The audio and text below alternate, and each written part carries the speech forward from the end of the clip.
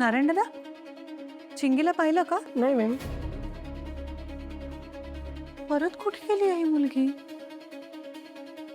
सांगा ना साहेब, तुम्ही एकदाही मनापासून माझ्यावर प्रेम नाही केलं का? ए जा ना, ही नाटकं दुसरीकडे जाऊन कर.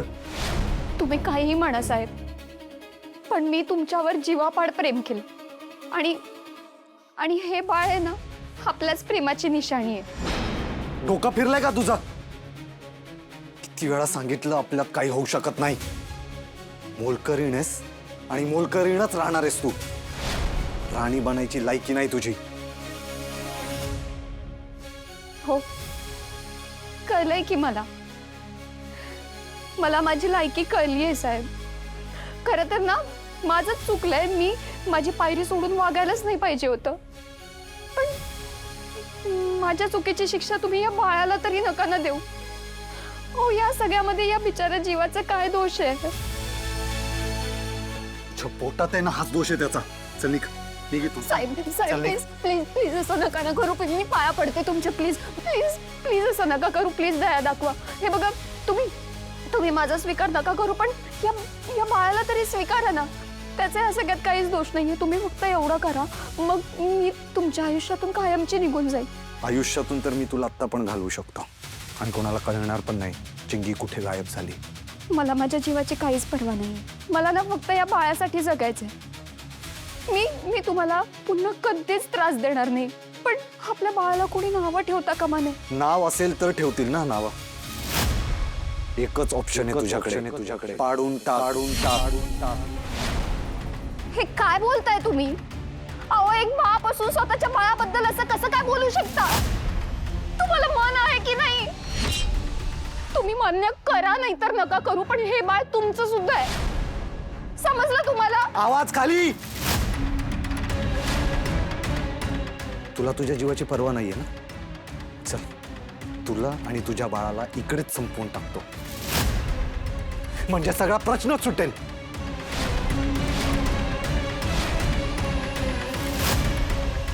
चिंगी चिंगी चिंगी चिंगी चिंगी चिंगी चिंगी.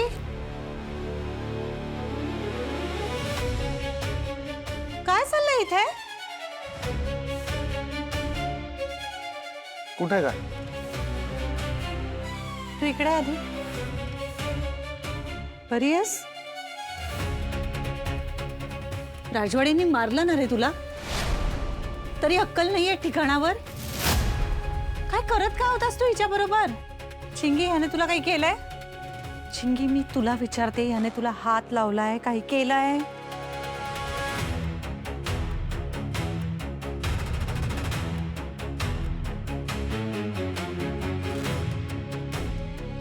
सगळं होऊनही चिंगीच्या जवळ यायची हिंमत कशी होते रे तुझी?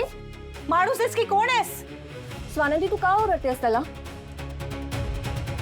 रूम कोणाची आहे तुला कळत नाहीये का? चिंगी आली आहे त्याच्या रूम मध्ये.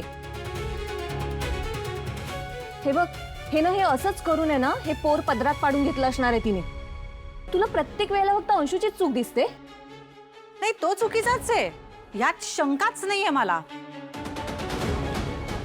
आता तो चुकीचा आहे हे तुम्हाला दिसत नाही, हे तुमचं दुर्दैव आहे. भाऊ आहे तो. एक मिनिट, भांडू नका प्लीज. घरात काय आधीच टेन्शन चालली आहेत माहितीये ना तुम्हाला. मग का भांडताय? जरा घर शांत राहू द्या ना प्लीज. काकू, कसं आहे ना, आता सगळ्यांना शांत करायचं प्रेमाने. ही स्ट्रॅटेजी प्रत्येक वेळी नाही वर्क होऊ शकत. आत्ता जे काही चालू आहे ना, त्यासाठी न्याय मागावा लागणार आहे आणि त्याच्यासाठी आवाज चढवावा लागतो कधीतरी. ठीक आहे, आत्ता मुळात मी काही बोलतच नाही. राजवाडे आले की ते या सगळ्या प्रकाराचा सोक्षमोक्ष लावतीलच. चल चिंगी.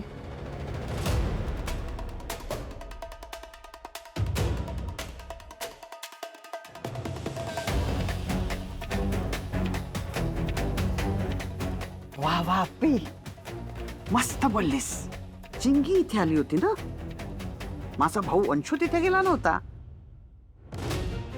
There you are. आता स्वानंदी काही बोलूच शकत नाही. मॉम, ताईचं कौतुक नंतर कर ग. ती चिंगी हात धुवून मागे लागली माझ्या. बाळ स्वीकारा, बाळ स्वीकारा.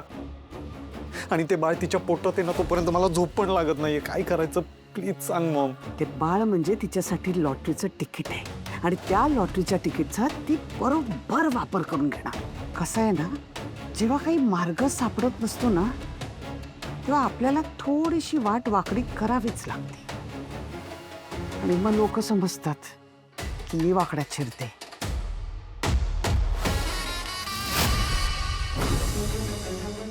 काय गरज होती चिंगी?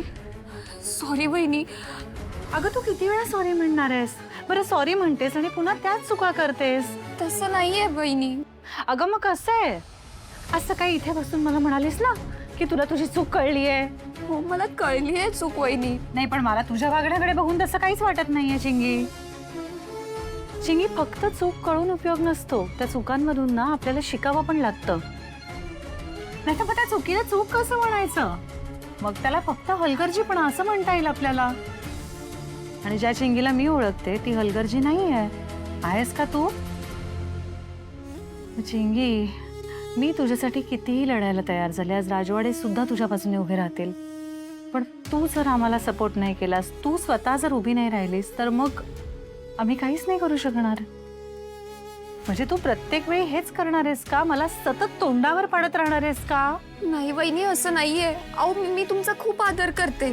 अगं मग मी तुझ्या चांगल्यासाठी सांगते की नाही? आजपर्यंत किती वेळा बोलून झालंय माझं. लांब राहा त्या अंशुमन पासून. वहिनी अहो मी लांबच आहे त्यांच्यापासून. ते माझ्याकडे बघत सुद्धा नाहीयेत. आणि खरंच तुम्हाला जसं वाटतंय ना तसं काहीच नाहीये. हो मग आत्ता का गेली होतीस त्याच्या पुढे? ते मला बोलायचं होतं. बोलायचं होतं? अगं भर लग्नात एवढ्या लोकांसमोर तो चपलेने मारायला धावला होता तुला. आणि हे करताना त्याला एक पैशाची लाज वाटली नव्हती. अडखळला नाही तो. त्याचा हात जेव्हा तुला मारण्यासाठी सरसावला ना, तेव्हा त्याच्या मनात हा विचार आला, 2 जीवांची आहेस तू. केला त्याने तुझ्या बाळाचा विचार? तरी सुद्धा तुला पुन्हा जाऊन त्याच्याशीच बोलायचंय? चिंकी, त्याने तुला प्रेमाच्या जाळ्यात ओढून फसवलंय हे एव्हाना लक्षात येत नाहीये का तुझ्या? त्या माणसाला ना जगात कुणाचीही पर्वा नाहीये. ना तुझी आहे ना तुझ्या बाळाची आहे. मला कळत नाहीये ह्या सगळ्यानंतर पुन्हा पुन्हा पुन्हा तुला त्याच्याशीच जाऊन का बोलायचंय? या सगळ्या सिच्युएशनचं गांभीर्य लक्षात येतंय का तुझ्या? कळतंय वहिनी. अगं पण मग का जातेस त्याच्याकडे? स्वाभिमान वगैरे काही आहे का नाहीये स्वतःमध्ये? मी फक्त आमच्या बाळाच्या भविष्याबद्दल बोलायला गेलेले. मग बोलला? तुझ्याशी काळजीने बोलला का तो? त्याला तुझं म्हणणं पटलं का? घेतोय बाळाची जबाबदारी घ्यायला तो तयार आहे का नाहीये? ए ए ए चिंगी, काय पटतंय का आता तरी तुला? एव्हाना कळून चुकलंय ना, त्याला नाही काही फरक पडते.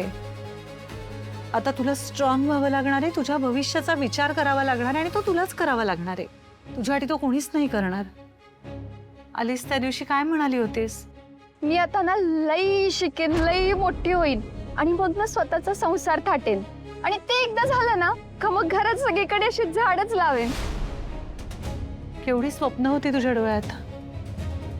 अश्रूंबरोबर वाहून गेली का ती स्वप्न?